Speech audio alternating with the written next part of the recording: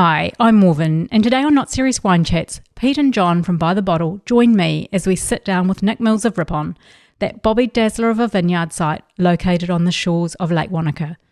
This one is for the winos, but it's also for the ski hounds and the musos alike. Now, I don't use the term original gangster that often, but in the case of Nick Mills and his family, they are nothing short of Central Otago's OGs. This family's contribution to their local village goes back 4 generations and covers sustainable farming, grape growing, winemaking, a music festival that spanned 20 years and showcased some of our favourite musicians, and a counterculture ski movement known as free skiing. Much like the vines that grace the schist slopes of the Rippon site, Nick's roots go deep. He's a philosopher both by education and natural curiosity.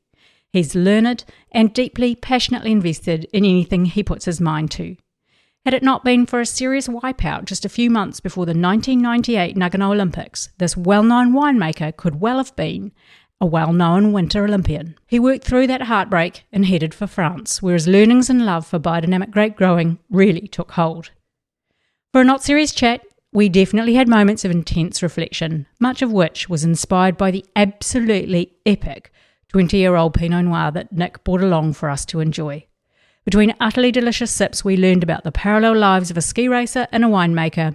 We learned how to taste for texture and how, as the current custodians of this remarkable place, this family strives to secure the future on their land. And let's not forget how much these mountain people like to party. So pull on your one piece, pop in your earbuds and tighten your bindings. This is the Not Serious Nick Mills Chat.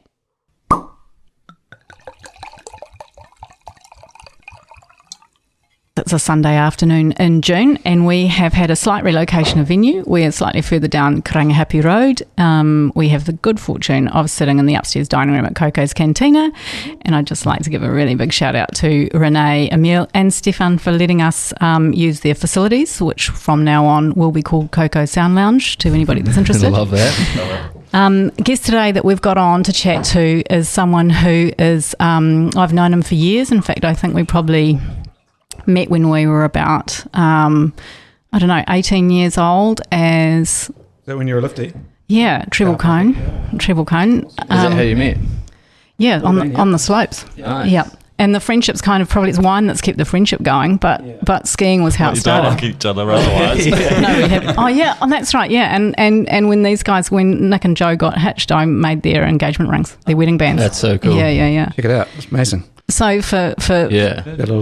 in case you haven't guessed already, my guest today is the wonderful Nick Mills from Rippon. Nick, haere mai. G'day. How you doing? Really, really good. Really, really good. It's so nice to be able to sit down and actually chill out and chat. The last time I saw you, you were, donned in some fine attire, dancing madly around a bonfire, celebrating your 50th. You were there. No, honestly, I was with everyone in spirit, but, well, physically maybe with them in spirit as well, but... it was a beautiful evening. It was my 50th. Did you just say that? Yes, I did. Yes. But that's all right to remind people of a good vintage. Yeah. It was great. A lot of friends came from I got a mate come over from Melbourne, and people came from around the country as well. But I didn't really see them until I was well into it, because we started at 11 o'clock in the morning, and most friends turned up at 6. And so we were already dancing around the fire and having, when everyone else turned up. So there's lots of cuddles, but there wasn't. It wasn't a build-up or anything like that. Yeah, it was one of those evenings too, very unusual for Central Otago, because it was absolutely tipping down. Yeah, well, the whole harvest was like that. Yeah, it was crazy. Really strange. It was really strange. Well, not the actual obviously not when we were picking, but the lead up. It was going to be a really warm year, and then suddenly, a warm and giving kind of thing, and then. It just shut down and started raining for a couple of weeks, and then there was a frost within that as well, and so everything just shut down for a while. I had to, knock everyone off for a couple of weeks. Yeah, crazy. And then get back into it. So that was actually typical, but it was nice, wasn't it, with the bonfire going and the steam coming off the... Amazing. And then at about 9:30, and the clouds parted, and the moon was on the lake, and you just had this surreal experience. It was absolutely incredible. What kind of dancing were you doing? It must have been... It was pretty muddy. I was actually probably just trying to stay upright. The brief was non-flammable clothing, spark retardant clothing and closed toe footwear. Okay. So the dancing sort of went with that. It was heavy clothing soaked in rain and mud. The theme was pagan, so there were a few scantily clad pagan, maidens, but the sacrifices. But mainly it was, pelts and horns and all that sort of stuff. And a bloody great band. The music was all our crew. Yeah. That's our local band. Shout out to them. Yeah. Black Lagoon. Shout out to Black Lagoon. Yeah. They've been playing our harvest party for about 15 years now. Wow. So that's why you started at 11. It was actually the team harvest party. Yeah. Yeah. Yeah, that's what we do. That's what I did for my 30th 20 years ago as well. It's a good way to, you don't have to organise much. Well, actually, shout out to Sarah, my sister, who does organise it all. But yeah, there's probably shitloads. There's shitloads happening. But we're in harvest, so she's rolling her eyes right now. Yeah, exactly, and she's got right to as well. But no, it's a really cool way to do it, because I guess a big part of my identity is Rippon and the crew and so I love being. And my birthday's obviously always during harvest, 14th of April. So it's you usually get time for a bit of a toast and a chug of beer or wine, and that's about it. But if I want to do something, then it makes sense to just carry on through. But it does make it interesting, because all my mates turn up at sort of 5 or 6 o'clock in the evening, and we're at it since like 11:30. So it's like they need to catch up pretty quick. I did briefly actually see Chris Asen, because he'd sort of mentioned that he was like, we'll be looking forward to seeing you there. And of course it is one of the, it's pitch black, the bonfire's huge, the sounds are going off, everyone's having a drink, and there's a lot of people, so chances are maybe you're not going to see each other. And at one point we just sort of passed, because he was wobbly. he was definitely. He was halfway through a sandwich, and it's like, I'll come back to you. Yeah. I'm beating you down.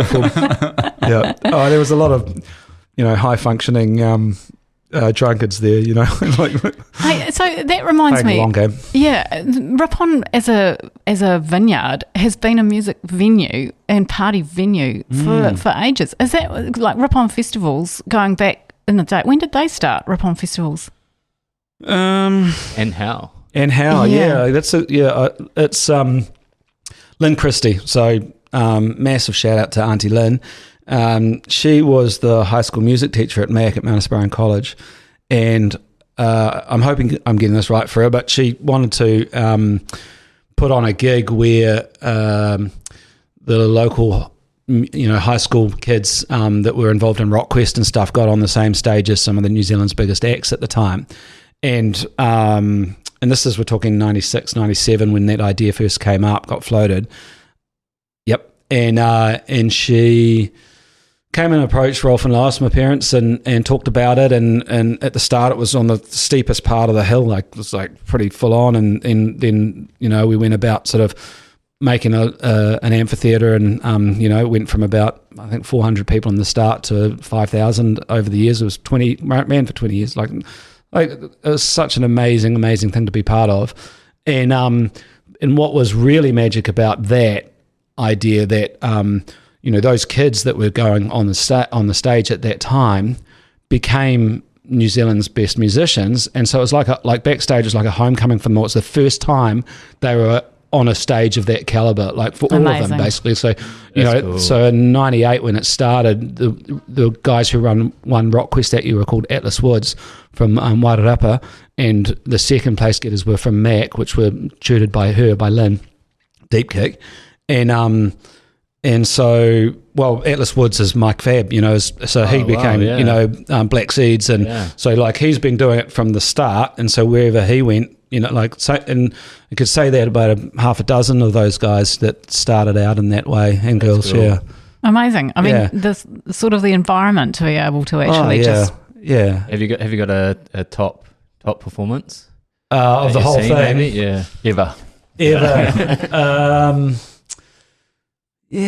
I mean, so many cool memories for different reasons. Like that HDU, actually, Mikey Fab, it was well before he's called that.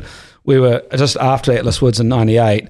HDU came on, High Dependency Unit from Dunedin, absolutely incredible. And we were just like, it was just taken to another realm of musicianship, and he just played. Tristan just plays with feedback, is going back and forth and all over, and just whirring around you. And we're just going, what the hell is that? What's that? And I look over, and there's this 16, 17-year-old kid with long hair, this Mike going, same thing. He's going, what the fuck? Is that what is going on? Wow. And so you saw that. I just seeing him as an incredible young musician. He's just run one Rock Quest and had this incredible performance, watching this absolute, I mean, he's just the guitarist, Tristan Digmans, I think I'm going to get that right, was just giving everyone a lesson that day. It was absolutely amazing. And so that was one little moment, just watching how that was happening. And probably, Shehad was in the height of their powers. Wow. That was the biggest one.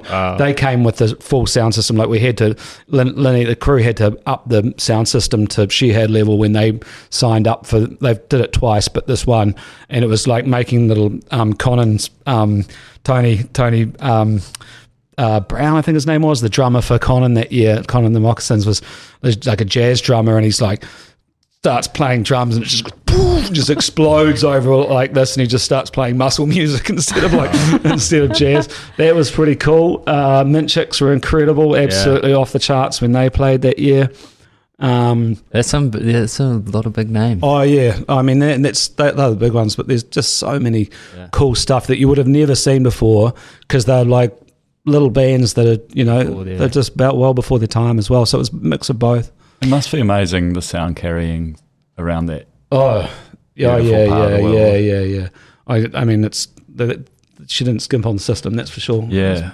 The sound does carry around there too, though. I have been privy to one of my favourite nights at Rippon was actually when Piffy the rat bag, which was a dog that everyone in Wanaka knew at one point, had gone AWOL from the farm, and I think we'd been down in the cellar doing a bit of pajage, drinking some beer. You had a master brewer. Who was the master brewer you had that vintage? Yeah. And so we're drinking this beautiful stout. We're, in the tank with, I mean, I wasn't personally, but everyone was in their undies. Yeah. Undies, really? And then we got up to the house, and Lois was out. The house was being, because it's a mud brick house, so every so quite regular. Rammed earth. So quite regular, fixing of the, just what do you call it, stabilising, I guess, general maintenance. General maintenance. Yeah, and it had, so there was scaffolding up, and we arrived into the lounge to find Lois out on the scaffolding yelling for Piffy the rat bag, who had gone missing, which was that was a daily occurrence for Piffy. And Lois was loving the fact that her voice, because it was one of those carried right across the other side of the lake, beautiful still nights. Yeah. And so all of us ended up out on the scaffolding with our beer and wine in hand, just singing, to Piffy the rat bag. Yeah, and listening to it. It was actually going right across to Mount Morton back because there's nothing really repeating off the other side. Yeah. It's like, it's a long way away. It's kilometres and kilometres away that. Yeah. Because the lake just sends it straight across. We were just doing that last night with Toby and Ford, our boys. We're just, as you do, out enjoying the lake. It was the first time this time of year we get a lot of inversion, so we hadn't seen the sun all week, and it just cleared up about mid-afternoon yesterday, and so we went out and just sat there, and of course, lots of action and lots of going on. It's just like I'm going to Auckland, we just need to stop for a second, take a big couple of breaths, and let's just listen and see what the furthest thing around afar we can hear. We just stopped, and suddenly it's like you can hear like right across the other side of the lake. You can hear right up the valleys, things coming down the valleys. It's wild like that because of the surface of the water when it's glassy like that. Incredible, isn't it? It's such an incredible environment. So with the Rippon festivals then, last year was 2014, is that right? Yeah. And what made it come to a close? What was the sort of was it just such a big epic? It had grown sort of bigger than a behemoth. There's a few things. I'd start with my interpretation of what happened for Lynn and the committee. I was on the committee at the time, so I sort of saw it from that. And I hope Lynn and the crew would allow me to say this, but people's consumption of music was changing at that time as well. I think also a few things in the music industry. There was, the heyday of New Zealand's roots sort of vibe had happened, and not that it was just a rootsy festival. We had all sorts. Like there was, D4. There was, Concord Dawn. There's lots of different genres and stuff. But actually, was Concord Dawn ever there? I'm not sure. I think so. Maybe the after party. Anyway, is that so something was changing within the New Zealand music industry at the time. I believe, but also, you could just see it on a new act or something like that. You could just go to their gram or their YouTube channel, and you could see what was coming, and so everyone could scan through. Whereas when you didn't know that, and it was a list where you only knew half of them, the rest were kids, like people that had never. It sort of took. There was some mystique to that, and I think that sort of changed a little bit. I think also, Rhythm and Alps, came to town as well, so. Around that key time, the festival dollar. Oh, did that overlap? New Year's versus Waitangi Day, it's still 6 weeks apart, but that's still it's close, and it was a big deal, big concert, and so that's the music point of view. I think there's probably other stuff in there as well, but from our point of view, from Rippon's point of view, we built the hall in 2010. And that was to connect with the community, and as we always have been, part of what our farm was, Wanaka Station, and it was part of the community very strongly. And I felt like when we started making wine and what the sort of wines that we do, we immediately had to start exporting out of town, not just export country-wise, but also just out of our town, because it was a service town to high country farmers.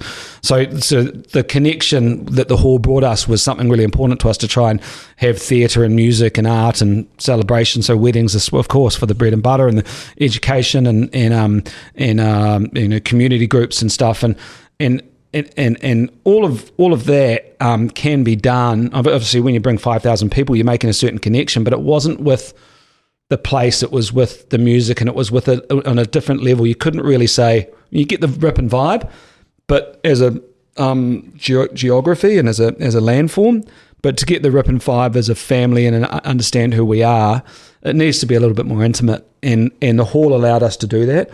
Whereas a big concert like that, it takes a week to pack in, week to pack out. In that time, we could have had 5 or 6 events that we would probably make more money on, and after building an expensive building like that, you need to totally as we've just found out with no events for the last 2 or 3 years,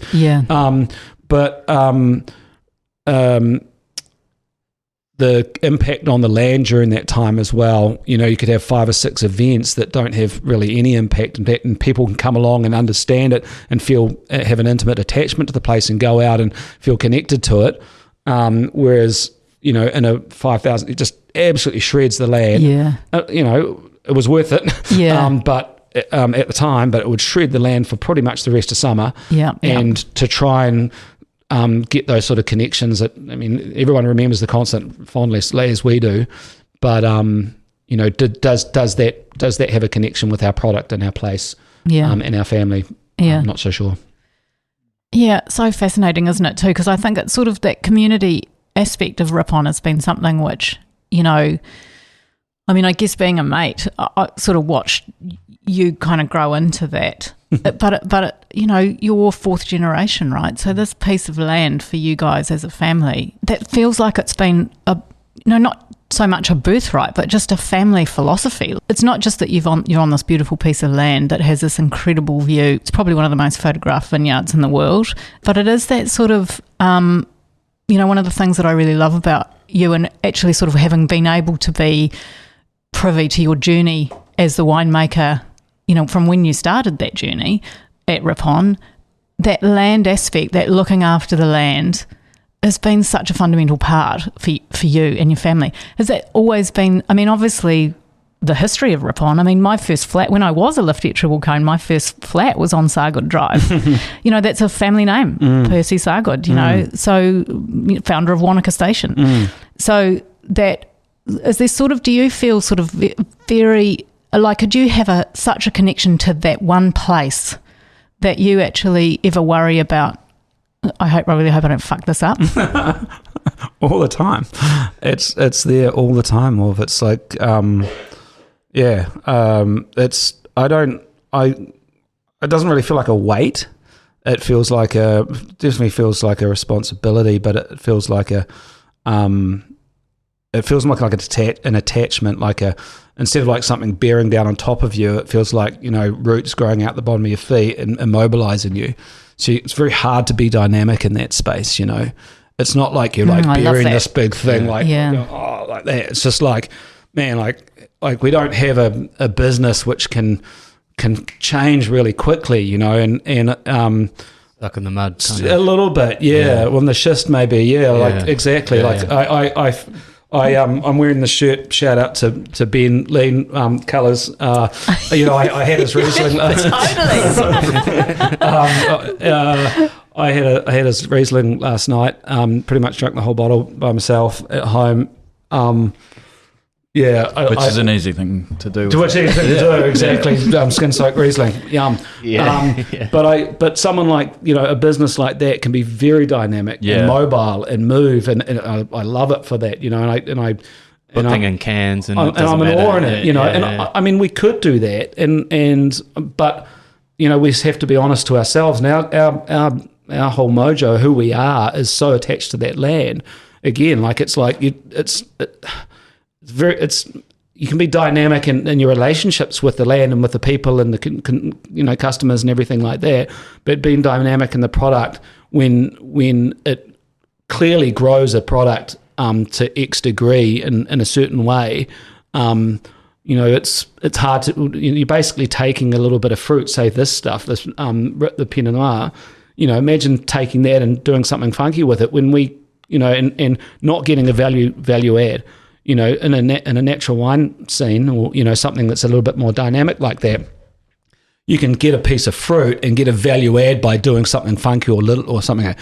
We don't, like the Tinker's Bequest. We didn't get a value add. We tried to. We were making fine wine naturally. What was Tinker's Bequest? Tinker's Bequest was Tinker's Field fruit. So our most noble site, along with Emma's Block.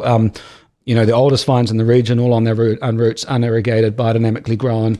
All wild ferments. Like it's Tinker's Field is an incredible, unique, beautiful story, and it can be sold as such, and it reaches a market and people that are willing to pay for that and help us farm in the way that we want to. Yeah. Now, if we want to do that naturally, so we take the same fruit instead of like taking some lesser fruit and saying get a value add from it by doing nothing or doing something funky, we like take the best fruit and say, let's do this because it's providing us the opportunity to work naturally. But it still owes us that same amount. Yeah. You're only unless you can get so Tinker's Field's like, I don't know, 120, 125, 30, I can't remember. I don't even know retail, but somewhere in there, dollars a bottle, retail. So Tinker's Bequest came out at the same amount as a natural wine. What wine list is that going to sit on? Yeah. Who's going to get excited about that? And people do, and it's still out there. 2016, there's incredible wines out there in the market. Get stuck in.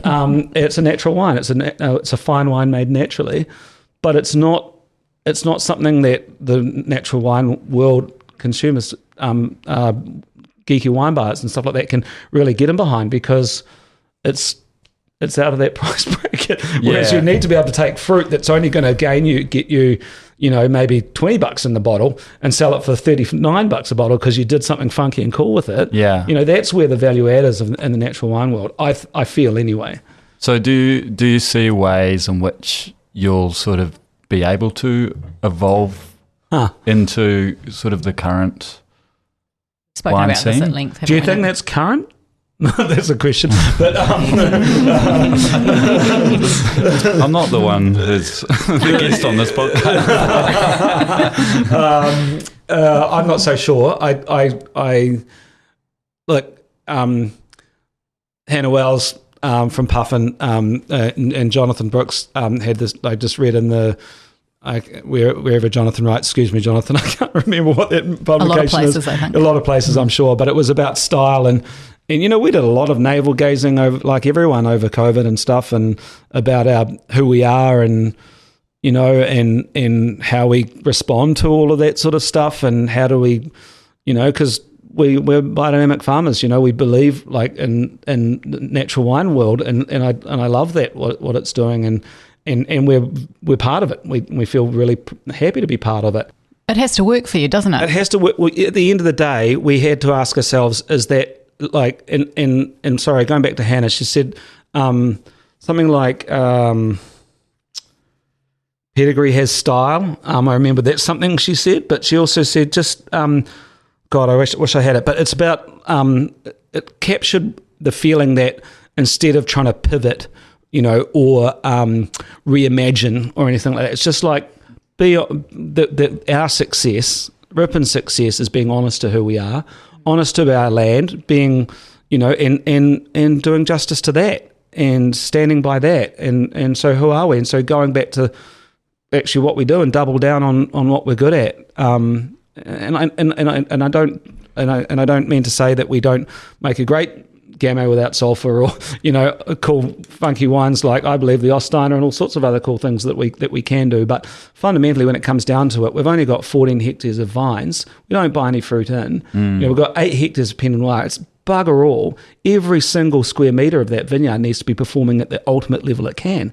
And anything that we're making less than what is the maximum of what we can isn't helping us achieve the ultimate goal, which is staying connected to that land over another, you know, period of time, another generation or anything like that. It's just, you're like, the purpose of our business is to maintain a dynamic and evolving business culture. It basically helps us, the family and the team, stay connected to the land. That is the purpose of Rippon Vineyard and Winery Limited, our company. It's not to make the best wine in the world or, you know, make the most amount of money out of wine. It's actually to help us stay connected over a period of time with a beautiful piece of land.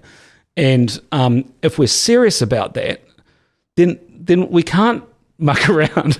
We can't, you know, like get a bit woo, a bit way. But, you know, we had colleagues coming over when I got home from France, from Burgundy in 2002, beautiful producers that have multi-generational farms, vineyards and over there, and have been doing it for a long time. And they said, well, you just got to pull everything out and plant Pinot. Yeah, geez. You know, that was 21 years ago. And I'm like, oh, come on, there's a legacy of like innovation. And, you know, we started out with 25, 30 different varieties. We're down to 6, you know, we're doing okay, you know, but like, why? Yeah. What are you doing? You know, what are you, like, you've got this, the perfect place to grow this sort of wine. Yeah. Everything you do is to try and hold on to that land. That's the way to do it. The land is telling you. That's the way to do it. That's what the land is telling us. Yeah, that's right. So, yeah, it's and so there's their mobility again. You know, it's like, that's right. If we had an investor, or we had someone, or that we, you know, if we could buy another piece of land and stick it and put a new vineyard on it, or run a lease on a different place, and, you know, get something out there, that might be the evolution. You know, like maybe we have a little wine called Wanaka Village, which up until now has been our own fruit. But, you know, that could potentially be, you know, something that could be a collaborative. Or do something with it. And, so it's interesting, isn't it? I remember you and I talking about this a couple of years ago, not only the natural wine sort of movement, but also the fact that, you know, there's a lot of other competing beverages out there now that are holding the attention of the consumer. And what do you do about that? How do you navigate that? And I think we both agreed that you certainly don't sort of, you know, if you can't beat them, join them. The emphasis actually needs to be on being far more certain and confident about what you are doing, and actually tell that story in a way that perhaps resonates differently. It's about telling the story in a way that reaches people maybe slightly differently. One of the things that I find quite fascinating about natural wine, when I've asked friends who either aren't in the wine industry or hospitality, so your average normie, as we like to call them, as John likes to call them. Me?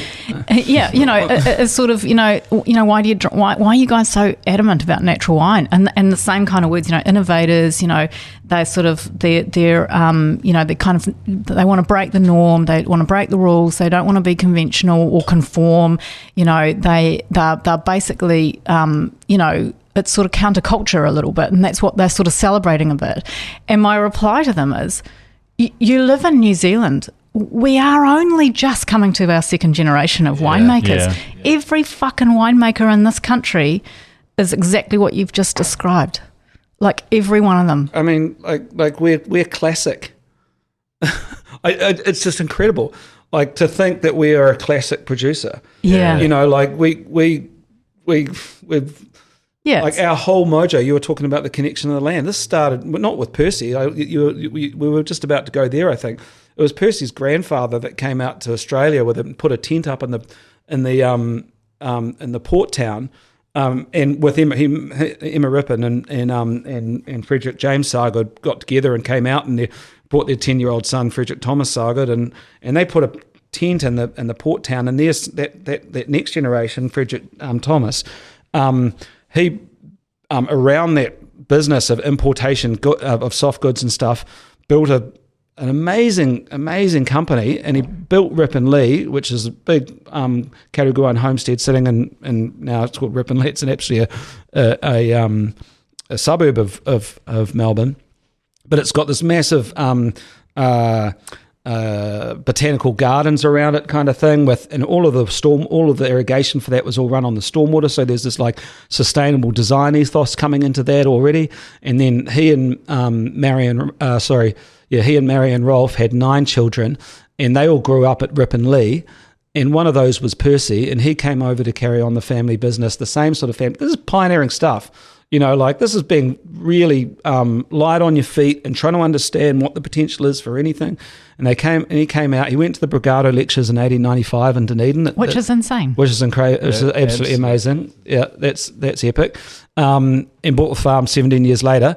But in the meantime, did the same sort of thing out there. You know, very dynamic. He and Lucy and the Ewan family as well, doing the Sargood Son and Ewan business. And then when Wanaka Station was bought, they put they moved the station headquarters into Wanaka to where now Wanaka Station Park is, and a cookhouse, stables. 80% of the whole farm was run just to feed the horses, the tractors. The tractors. There's no diesel, so this is a fully self-sustaining farm. It's got orchards, gardens, live-in cooks, and a cook shop that just sadly came down recently. But this whole sort of organism of a farm that's built on what we'd now call sustainable design, but probably out of necessity of its call this classic. To call this is just like it's so fresh and dynamic that and then Rolf and Lolo's and the way they developed the company and through organics and through the bottle shapes and their whole Central Otago Wine Growers Association, the whole dynamism of that era, to now only 40 years later be sitting here and us being to be having to defend yourself, which I don't actually. It sounds a little bit like we're sort of trying to defend a premise, which I have to go back and say.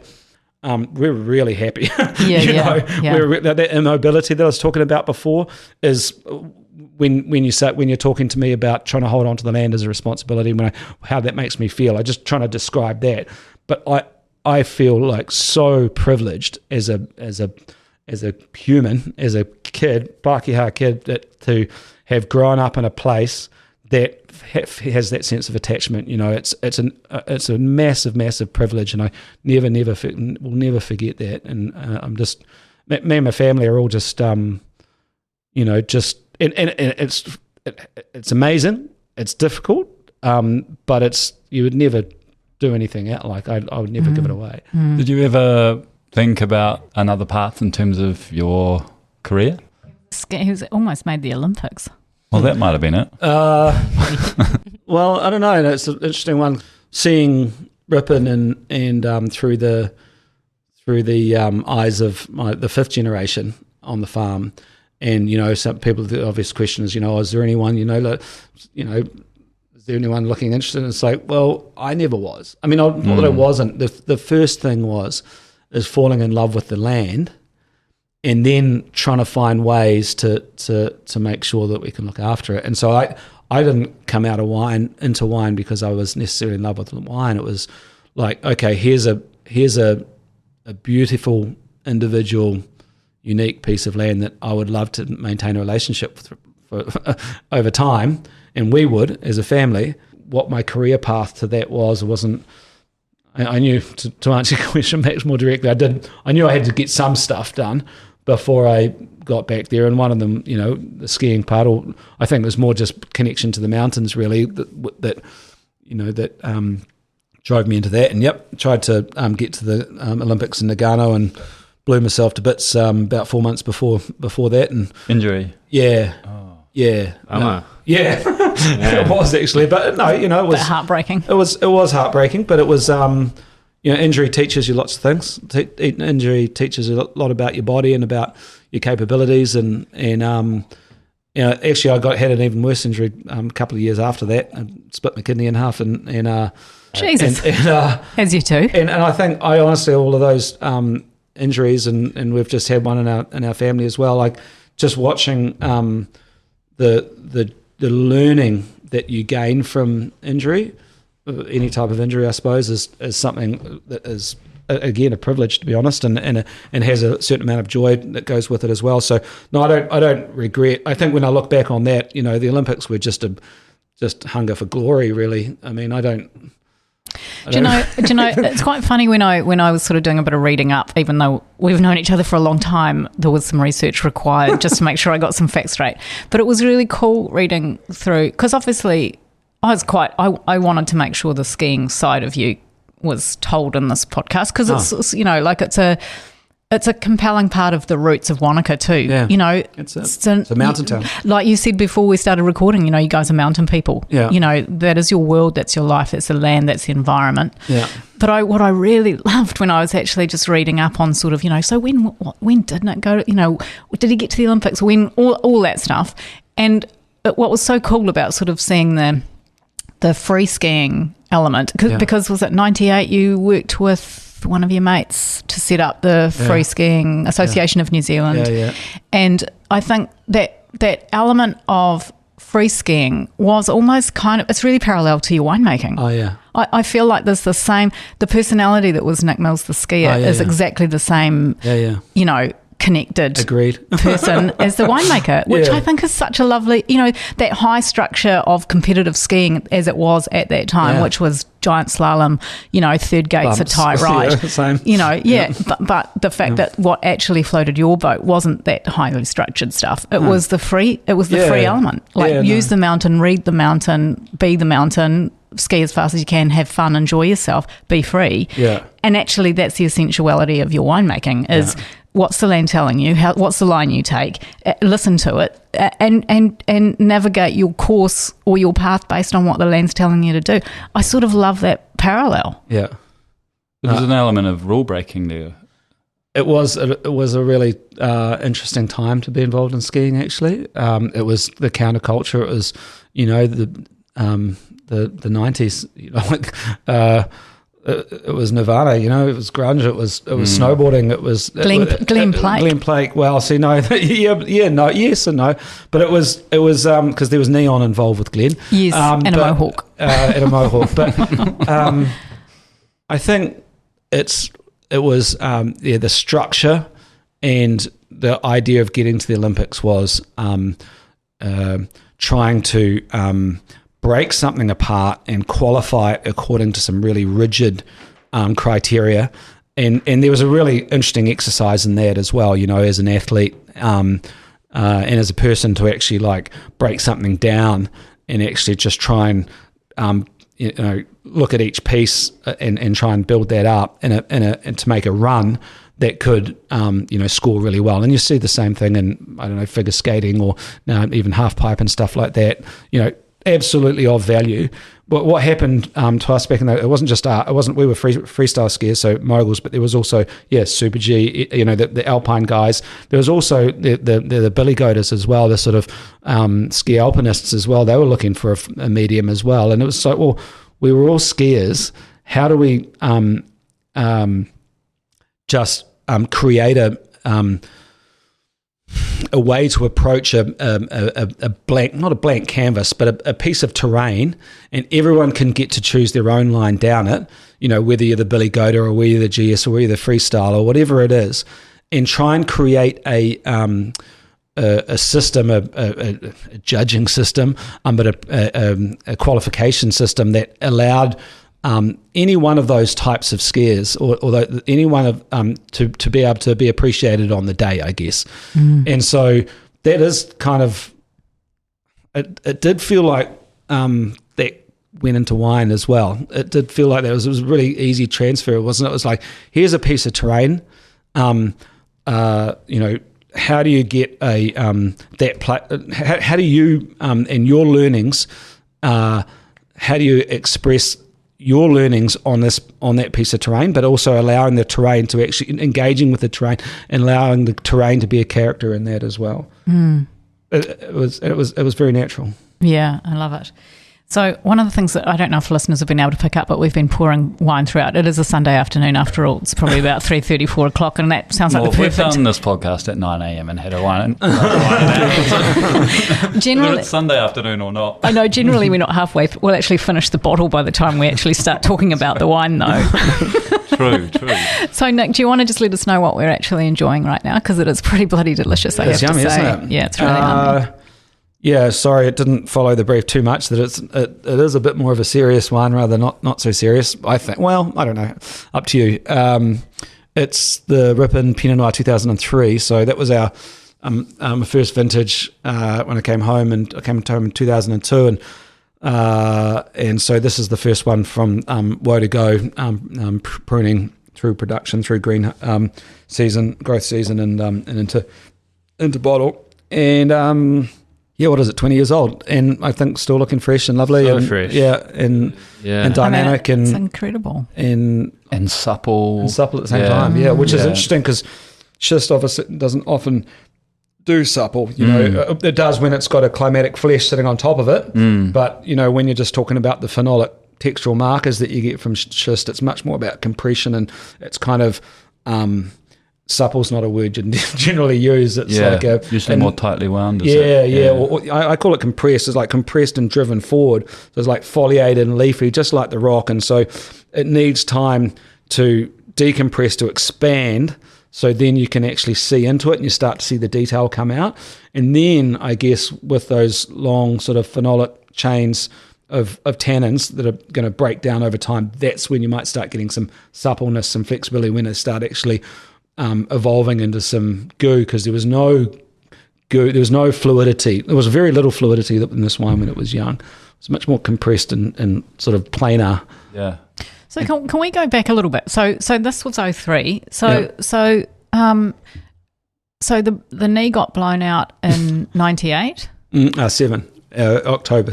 97. Just before what? 98? Winter 98, Olympics. February 98 was the Nagano Olympics. Yeah. Right. And so from there, so I understand it that you'd sort of obviously been working, I mean, Rolf's excitement for wine, Lois's excitement for wine, already well entrenched in the family. Yeah. That was already well and truly on the go. Yeah. And then, because Rippon, they actually started Rippon a year before you were born, is that right? Officially? No, after.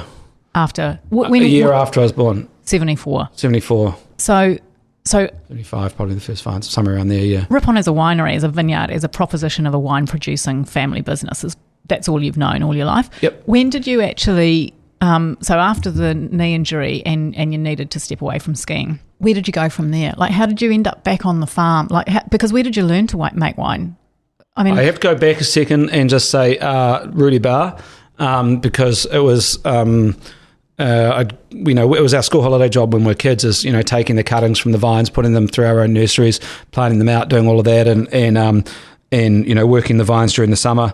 So we were part of. It feels really cool to have grown up with the age of the vines as they've grown. And Rudy, the philosopher that he is, and I was studying philosophy, first year out of school, and so I was kind of felt that that's something that I could do if I ever chose to do it. That it was. I didn't just see it as something, that my parents were doing, and think that was just, what it was. It was like, oh man, that's actually quite cool. So Rudy Bauer of Court Reef has been around. He was our winemaker from 90, 91, 92. Right. Made some really important wines. Yeah, like that 1990 was, the one that got Dean, Blair, Matt, who was someone else that mentioned that wine to me the other day. anyway, it sort of turned the heads of some pretty important people now to Central that, it was like, oh shit, what's going on down there? 1991 got a gold medal at the Royal Leicester Show. 92 got the trophy for New Zealand's best red wine, possibly the first time a Pinot Noir had ever done that. Larry would be able to say whether there was something in Martinborough around there at that same time. So Rippon, Otago, Pinot hit the stage at the same time with those early ones from Rudy, and I was 17, 18. So it sort of affected me. I was like, oh, well, that's cool. Not the awards, but the fact that there was actually some lateral thinking behind it all, and. And so that sort of, there was something in there. I was like, I have to get this out of my way. I was studying philosophy at university and got on the New Zealand ski team in '92, and said, this is where I'm going for now, and got me travelling and got me on World Cup and NORAMs, and got me travelling around.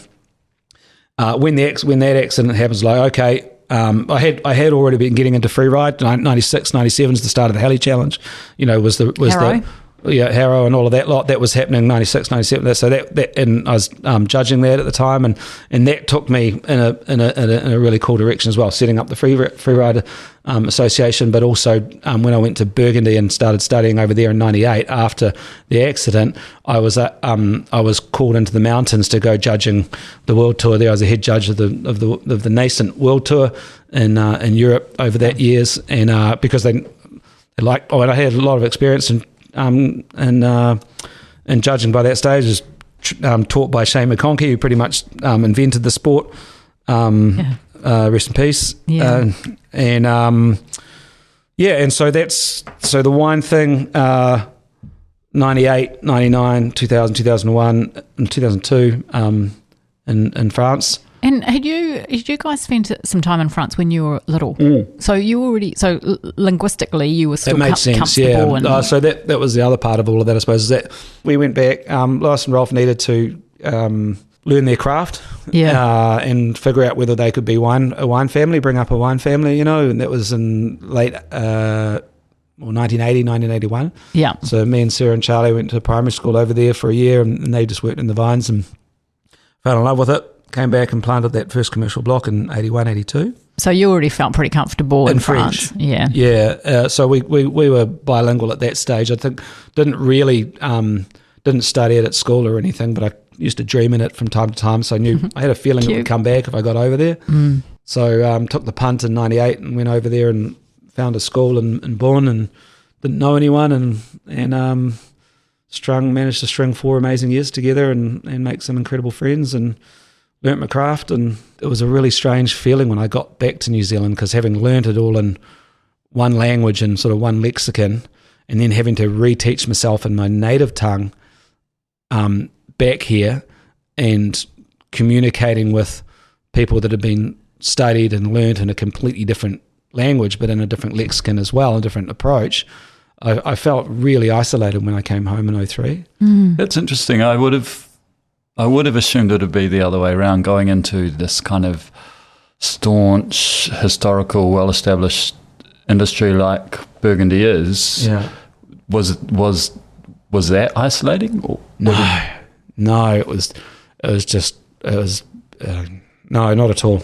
No, it was beautiful. I was young. I was in my late 20s. Worked hard, kept my head down. Enjoyed myself, and hopefully did a good job for everyone. I just got passed around mates, and I, wherever I looked, there was another person that I could, try and scrounge a work permit together for and keep it running. The sort of moving around the world doing vintages is very common now. But was that... I was in one place now. It was a difference. It was that I wasn't... No, but as in for them to have this Kiwi guy come in and bust in and start looking for work. Yeah, actually there was... unusual at the time. It was actually. I was the only foreigner, at least in the course I was doing at the school I was there, that I did, and living in a completely francophile place. But, it seemed pretty normal to me at the time. Remember, like the language came back, and so I didn't really. The people would point at me and laugh and say, you know, you've got an Anglo-Saxon head, you know. But I could. That's hilarious. I could keep them guessing for a good 5-10 minutes before they realised that I wasn't Belgian or something, or you know, or Swiss or something. You know, like that there was something else going on. Yeah, no, it felt completely natural. It was when I came home, like I learned, for example, was that, you know, just and having seen it, seeing Jackie Barthélemy, for example, getting 11 out of 11 wines blind from Alsace, you know, like just at a party, picking them based on texture, you know, like he's just. So it's a lesson you learn over there, is that terroir is, or sense of place, is communicated in shape and feel. You know, it's not in smells and flavors. And that was a big, like, I came home and there was a real jarring thing for me. But at the time, it was the difference between La Tâche and La Romani Conti is not cherries and plums. You know, it's just not. It's a shape and a feel. And it's a tactile, textural markers that you're looking for to give the difference in terroir there. That says a lot, because that's a lot of your wines. Yeah, that's always textural. That's all I want. I mean, that's all I don't. The aromatics take care of themselves. Yeah, you know, like it's grapes, it's alcohol. Their alcohols are volatile. They're mobile. They're moving around. That's good. You know, that's taken care of, especially on schist, fire and light, fruit and flower, especially in a warm, propitious environment. You know, like it's like I was going to talk about Jackie Barthélemy. He doesn't taste the wine and goes, oh, it's Pinot Gris. He'll go, c'est du granitza. He'll go, so, you know, argilo calcaire. He'll say it's volcanique. He'll tell you the soil first. And this is on texture. You know, when you think about it, schist, for me, is about compression, precision, detail, articulation of tannins, a foliated sort of leafy sort of structure to the wine. This is, science won't let us do this, but it's, sounds like the rock. Yeah, you know? Totally. If you 100%. think about clay limestone complex, it's like it's got a sort of a givingness, a fleshiness with a lot of chalky tannins sitting inside it. You know, it's like, okay, science won't let us do that either, but it's there. You know, and then you talk about volcanic. You know, it's like iron oxide. It's like sanguine. It's bloody. It's like it's something else going on in there. Granite's like chunk and crack and those sorts of shapes and tannins. So, you know, you taste 11 Rieslings and Gris next to each other, and you just like you as soon as you get the rock, you got the vineyard. You know, there's only three or four Grand Cru vineyards in Alsace. It's like by du Schlossberg, so, you know, you go Schlossberg, and there's like, who are the producers there?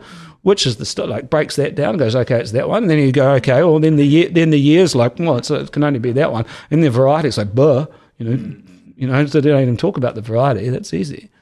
So which is the first thing where, you know, when we're blind tasting, we're so fixated always on like, okay, it's got to be. We're so fixated. Yeah, and I saw that in at La Romani Conti as well. And the you know, La Tâche is like probably one of the most communicated written word communication wines of all time. Yeah, and every time you read it, it's like, really, is that really taste like that? Can you get an idea? And I saw like an acrylic metaphor. There's this guy called Didier Michel, who's a painter, and in the reception hall at La Romani Conti, there's a painting of La Tâche, and it's not the vineyard. It's just this like a whole lot of colours and smeared around, and then you've got La Romani Conti right next. It's like you've got Montrachet right there. It's like, that's it. Well, it's synesthesia, right? Yeah, it's synesthesia as well. Yeah. But it feels, for me, it's like a tactile thing. I haven't got, you know, when I smell something, I don't hear something. So I don't have synesthesia. But when you just see something, and when you feel something, it's so much more immutable. You know, we can agree on what this feels like, but if you say that that's got raspberries and I say it's cherries, we're both right. You know, like, and they're mobile. They're like, aromatics are very, very volatile. They're moving. That's the point, isn't it? That's the whole point. Yeah. And same with your taste buds, your mood, your experiences. You might could have grown up with one types of fruit, so you identify it in different ways. But actually, like texture, you've actually got something that's a little bit more robust over time, and also factual. So So that's what I came home with. So this going back to the thing is I came home with that sort of one. That was one of the sort of notions of te wā, and I came back and my colleagues were like, no. It's all about the smells. No, like they didn't. But remember, we're talking about Central Otago in 2000. Young vines, irrigation, beautiful climate. It's all about the smells and flavours. The vines haven't got down to make any sort of noble tannins that you can start extracting into wine by that stage, and and actually call them Emma's Block or Tinkersfield or whatever it is. That takes time. So it was normal, but that's again the isolation. It wasn't until I found Mike. Worst thing was like Mike. It was like you got to hook up with Mike. You got to hook even Nico Patel because he worked with him at La Pousteau at his father's place in Bonnie.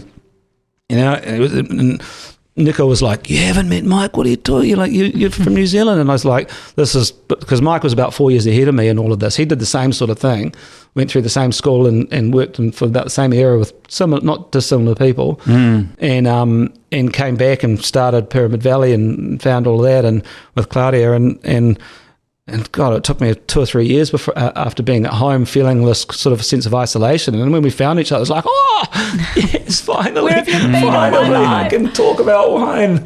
Yeah, it was wild. Do you think that you've seen more of that expression of place in our wines outside of your own? Of course. In the last sort of, what are we talking, another 20 years on? Of course. And people, I don't think we actually knew what to do with it, for a while, because it was like, it's coming, it's coming. Here it is. Like you're looking at the oldest young vines, our vines, they were at the time, they still are really. I mean, they're 35, 40 years old. But for me, the expression of the place is in texture. Bring it on. Whose wines in New Zealand do you love to drink outside of your own? I don't know. That's a sort of a question like my mates. Yeah, totally.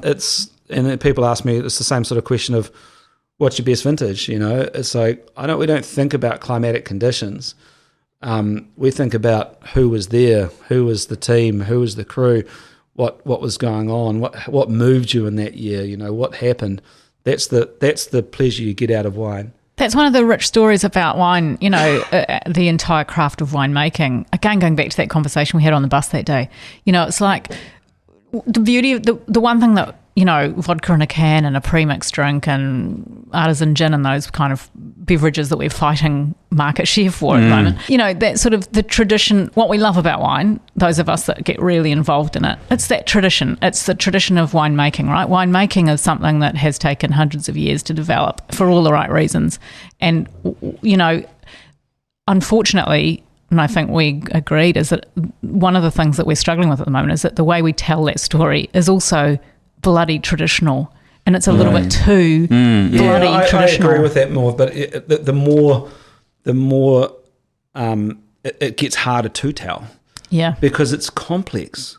This is again our problem. It's not our problem. It's a joyous problem, but there's so much to say. I mean, we've had to sit here for I don't know how long it is already, but and we haven't even scratched the stories about our story. Yeah. And so our brand story isn't just like something you can roll off in an elevator pitch. Thank God. So it's a very complex thing to try and achieve to tell the stories that are multi-generational. And succession is the hardest thing to do. It really in farming, like it's. Try selling a bottle of wine to a table. You've got 5 seconds. You've got 5 seconds. You Exactly. 3 words. Exactly. And it's just like, no, that's exactly what I mean. And that's a necessity. And so where does Rippon fit in there? Yeah. So that's exactly what I mean. Whereas if someone had a cool, if I could give you those 3 words, I've got too many words. Is my point. Yeah. If you've got 3 words, it's sometimes easier. Yeah. 100%. I mean, that's what I spend my day job trying to do. Yeah. I mean, my day job is actually about diluting that message down through a funnel to the point where what falls out the bottom is something that still is as rich as the ingredients that went in the top of the funnel, but tells it on a napkin. Yeah. Because, not only are our wait staff, who are most of the wine industry's gatekeepers, time poor and have no opportunity to really spend that time telling that story. But also the consumer has time for in every aspect of their life. They've got too many things to decide. They've got too many things to choose from, and cutting through that noise and resonating in a way that makes them feel connected is really hard. So that's going vital. back to the thing is that you asked me, what are the wines I like to drink? It's my mates. Yeah. It's the ones that move me.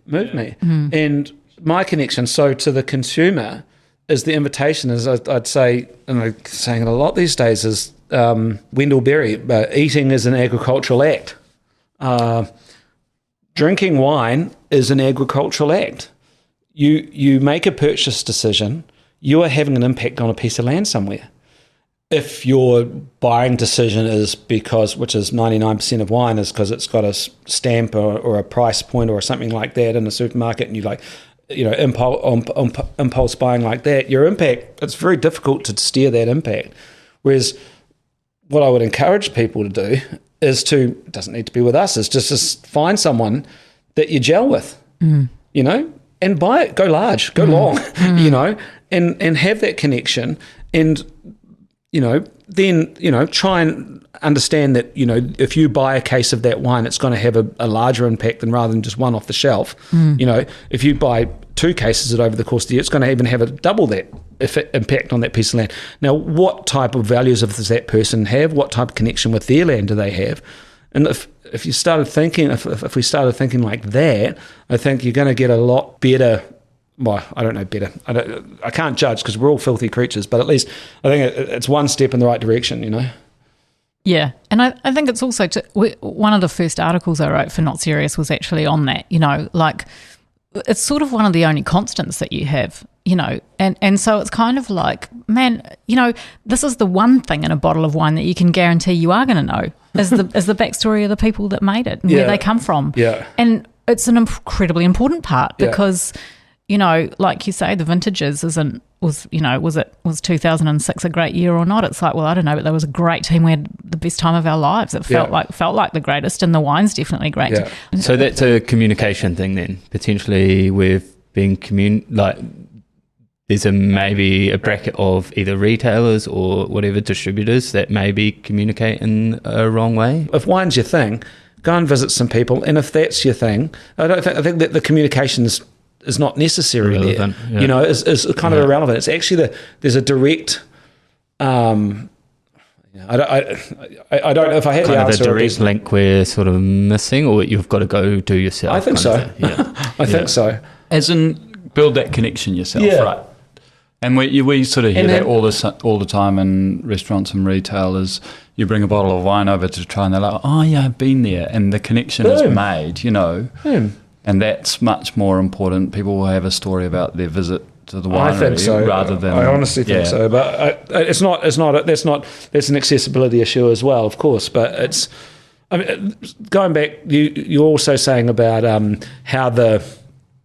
how wines may be different from your spirits and stuff. The other thing that's amazing about wine, in the context of this conversation as well, is that it's a product whereby one person, one central ego, use the Steiner thing, but one vision, if you like, can grow a soil, grow a plant in it, take the produce of that plant and put it through a natural secondary process, and then issue it into an inert vessel, inert recipient, and present it for consumption without having to change it, without having to cook or anything like that, and it goes straight into the olfactory organs and then straight into the blood.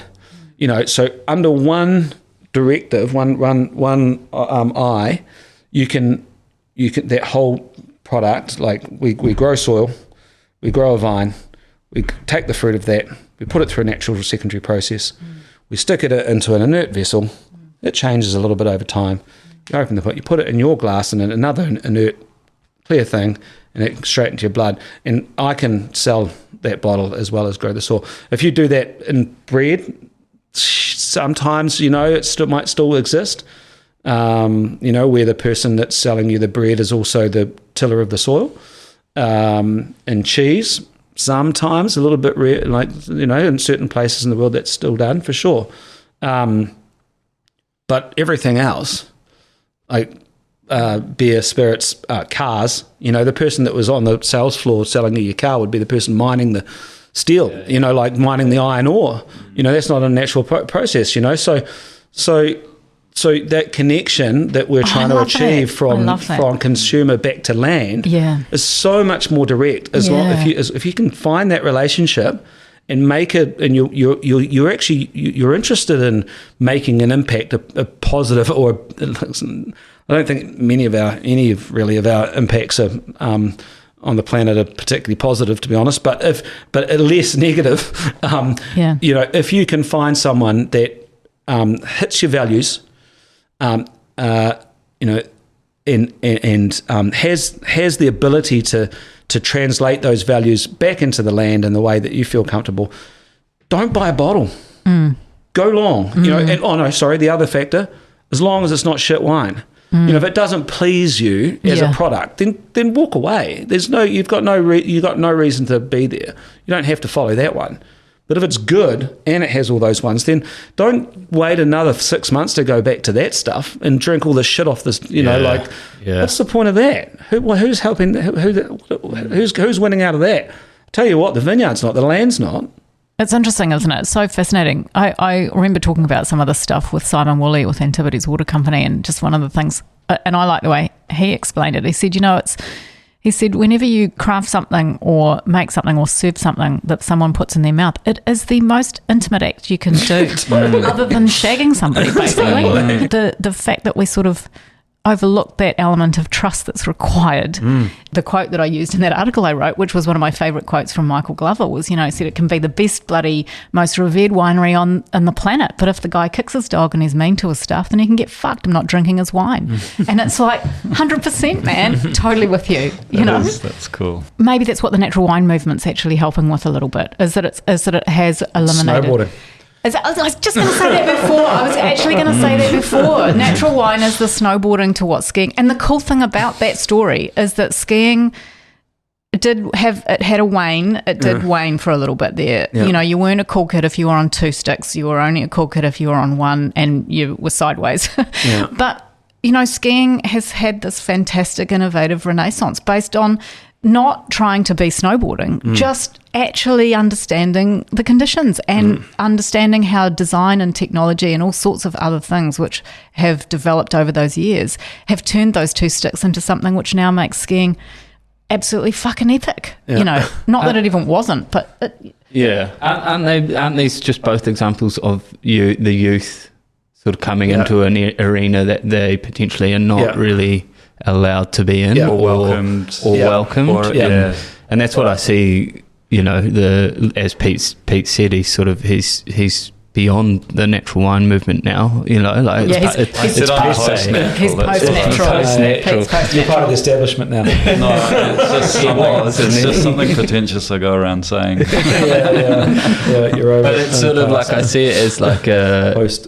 It's just, I just think that's the youth coming into the wine industry, and that's what they've jumped onto. And a lot of the people that I see that are really anti-natural wine are the established, but it goes back though. It's like I don't understand where I became established. And 100%. That's the thing. That's what I never got in that. Like I remember going to Rootstock and people like. That we were there before the natural wine, before it went nuts. Yeah. That we were there before it. When they saw it, they were like, it was like, so you're a classicist, moonlighting as a natural winemaker now. Wow. And it's just like, wow. No, I don't even know up until last year, I didn't even know what natural wine was. Yeah. But I've been asked to come along to this thing because apparently we embody it in some shape or form. Yeah. It was really wild. It was a wild thing. But no, to your point, there was a lot of people there that their access point wasn't in buying land and having a piece of land like we have the privilege to do. Yeah. It was being able to buy a piece of fruit, buy a lump of fruit, parcel of fruit and get a value add out of doing very little and making something funky for the masses. Absolutely, bring it on. That's I think where you're talking about. I think that's absolutely true. Yeah, and that gave everyone a kick up the arse. It was great. Yeah, I mean, I think it's important. That's inclusivity and invitational. They're important aspects of enjoying something like a wine. That's the whole point of wine, isn't it? I think enjoyed with others. Yeah, I was talking to a winemaker. Well, he's not a winemaker, but a sales manager who's been in the industry for years, over from the Barossa a few weeks ago, and he really struggled with the not serious concept because in his mind more education is needed. When I said to him, I felt like when I was younger, some of the wine tastings I'd gone to in my life that had been the most intimidating, least informative, were the ones where I sat down to an A4 sheet of paper with 6 rings drawn on it, lots of glasses, a pad and a pen, and an entirely deathly silent room while we all dissected these wines. And my wine understanding was of a level which wasn't good enough. All that did for me was reduce any element of yumminess or deliciousness in the wines and turn them into this examination-like environment. Yeah. And were you felt too scared to actually go, I'm sorry, I don't know what that means, kind of thing? 100%. And actually, I knew I was tasting beautiful wines in some of these tastings, because I knew that everyone else in this room revered them as beautiful wines. And the price tag on some of them was like, this is obviously a great wine, it's really expensive. But I got to the point where I actually lost my voice because it was, I don't fit in here, man. Yeah. Pay attention to how it feels and how it makes you feel. That's like, instead of like paying attention to what it smells like and what it tastes like and trying to fit that into a qualitative synopsis of a liquid, just how does it actually feel? So is skiing still a big part of your world? Do you get on the hill much? Yep, certainly, in a different sort of way these days, but I love it. Yeah, still on. It's changed a lot, hasn't it? I mean, I remember fond memories of, Jesus, those ski roads were atrocious, but also very few people had four-wheel drives. I mean, I remember driving up in a Cortina Mark IV and having to sit. I mean, the kids were put on the bonnet of the car to drive up backwards in the rear. Because the rear like if it was rear-wheel drive. Yeah, drive backwards, get more grip. So everyone's sitting in the boot. Yeah, and ripping up backwards. Yeah, the last section up TC. Yeah. But I'm love Olympus, love the clubbies. Yeah. And if I can leverage a sales trip to Japan from time to time, that's really good as well. I'm going in January. No, they did. I just went there in February, and gosh, they're doing so. Like, I was the first producer that they'd seen since COVID, since they opened up of our importers. And that was my first trip as well overseas, and it was joyous. And they bought a whole shit ton more wine, and so it was worth it from that point of view. And they're just beautiful people, and I love the culture, and the mountain culture there is incredible as well. So it's a really lovely place to work from that point of view. Yeah, wine and mountains fit really well together for me over there. Yeah. Well, how are we going for time, you guys? We need to 5. Oh, yeah. So we're sort of pretty much on target. Yeah, you do have to. I reckon the one thing that did come up early on that you were saying about Rippon being really photogenic, was it? Yeah. I think something that a connection that we try and get people to help people understand is that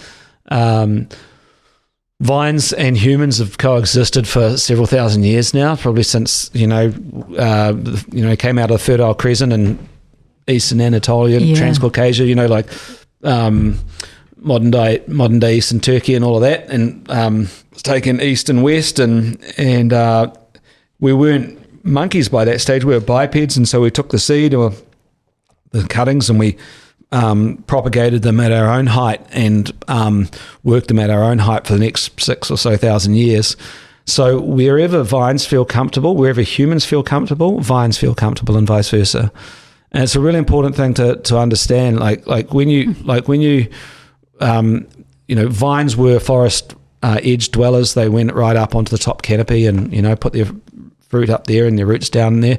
But like dogs, like other things that we've cultivated to our needs, or selected to our needs. Vines are the same. So where we feel most comfortable, so does vinifera. And so when you're sitting, when you're sitting in a great vineyard, you feel it. You actually, it's a thing. It's not just a oh my God, that's beautiful. Can I take a photo? It's actually something that makes viticulture great. And you get this in Musigny, you get this in in the Douro Valley, you get this in so many special places. You sit in them and you like feel this energy and this beauty. So you're midway up a slope. I guess you can, maybe there's some genetic thing there that's saying you can see your enemies approaching and you've got a bank behind you, so you're in a defensive position, but you can see what's going on. You're always looking towards the sun. The rows are taking you out and guiding your eye across the plain or across a lake in our case. The lake, in our instance, is a thermal mass. It's warming things up on a cold night and cooling things down on a hot day. It's a temperance device. It's softening the whole environment. Wanaka is the same root word as wananga. It's like it's a place where Māori used to bring their children to teach hunting, fishing, gathering, genealogy, we suppose. Well, it's a place of rest and education. You get that in the vibe. There's a temperance to the place. You put the mountains in the back and protect it from the westerly flow. So it's like by now, so it breaks all of that. There's a high pressure coming up over it, and then it dissipates, it decontracts into an inland basin. So there's this place of decontraction and rest in that space. The island that you're looking out onto as well it's a beautiful thing that your eyes are lent to. It's spoiling the wind, it's rolling it in, and it's like a rock in a river, so there's an eddy of air current behind it which stops it being too exposed to the northwesterly winds.